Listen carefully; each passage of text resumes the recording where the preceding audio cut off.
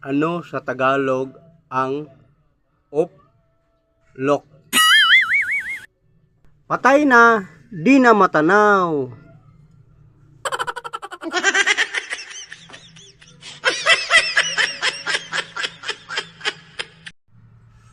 Kumusta sa Bisaya ang uplok?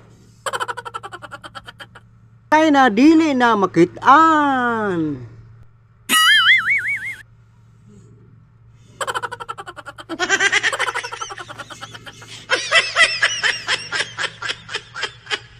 Wala akong pakialam kung ikay nagtatanim ng galit sa akin.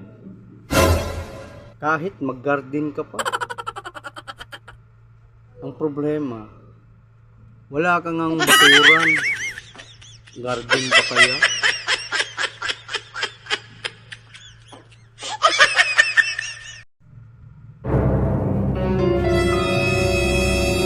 Gusto ko lang nga pasalamatan ang mga tao kanunay nakabantay nako. Nagpasalamat kog dako tungod kay talagsaon ra kaayo na serbisyong totoo ni piso walay ginadawat. Ha?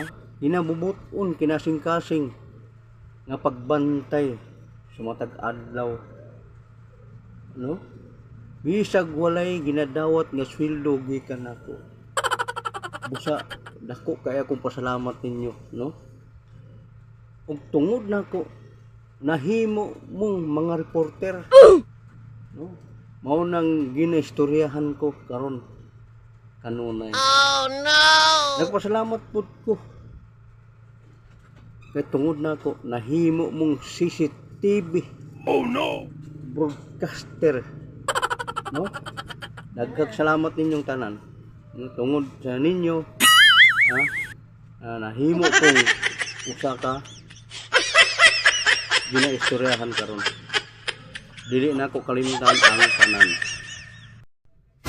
Nais ko lang magpasalamat sa mga tao na palaging nakabantay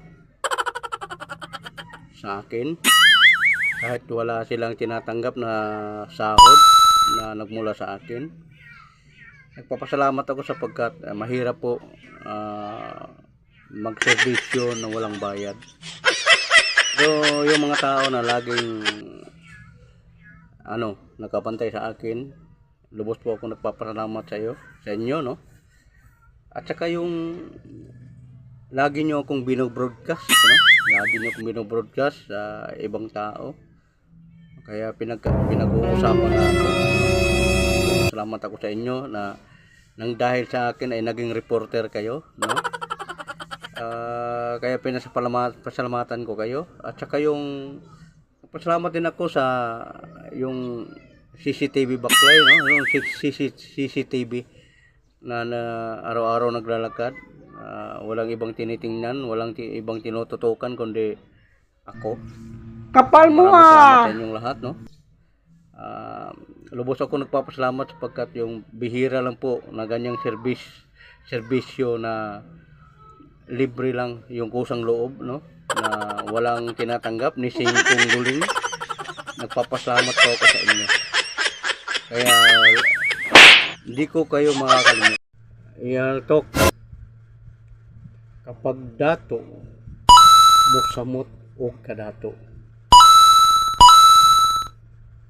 Kapag pobre mosamot o kapag. Mao na tinud-anay ug ang kamatuoran. Diba? Iyaltok. Kapag dato mosamot o kadato. Kapag pobre mosamot o kapag.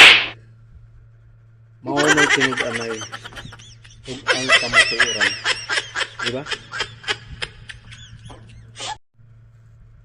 Real talk. Kapag mayaman ay lalong yumayaman. Pero kapag mahirap ay lalong maghihirap. Yan po ang katotohanan. Yan talaga ang tunay. Noong nag-aaral pa ako, nako, grabe, meron akong crush. Wow! Na nagka-crush din sa akin. Kaya nagpapasikat ako. Tuwing pag may test kami, ako ang sumasagot. Nung lumipas ang panahon, nagtataka ako. Hindi na siya umiimik sa akin. At hiniwalayan na niya ako. Ewan ko kung bakit, hindi ko alam. Tapos iyak ang iyak siya. Nagtataka ako bakit siya umiiyak. Nung nalaman ko, yun pala, nasama pala siya sa pagiging zero.